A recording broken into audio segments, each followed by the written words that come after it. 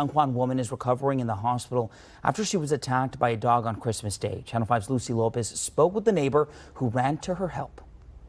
Tonight, the Acevedos are still reliving what happened to them less than a week ago. But so far, it's been pretty hectic. Yeah. Going to sleep and just having that rerun of the dog just running around Lupita. Christmas started like any other for Denise and Lupe Acevedo. Their grill was fired up, and Christmas cheer filled the air at their San Juan home. We started a cookout in the back.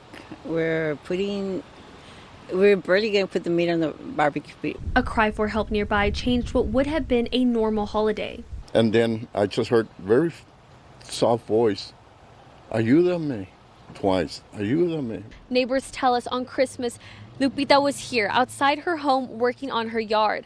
That's when they say another neighbor's dog ran outside and allegedly attacked Lupita. I yelled at my husband, so, "The dog is biting Lupita."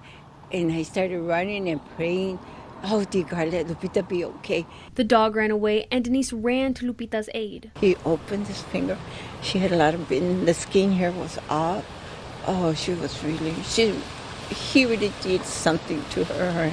Denise says Lupita is still recovering in the hospital, but says she's expected to be released soon. Jerry Munoz with Palm Valley Animal Society says dog attacks aren't common in the valley, but says if pet owners have an aggressive animal, there are ways to ensure safety. Definitely try stress testing it, see what your dog does react to. Have your dog leash train, if they're going to respect your leash, and have it respect your commands. If you're not able to command your dog, that dog is going to be essentially wild, right? And before surrendering a dog to the shelter, try taking it to your local vet for further analysis. So I would definitely recommend going to a vet first. Working with your vet to see if there's a program they can get under.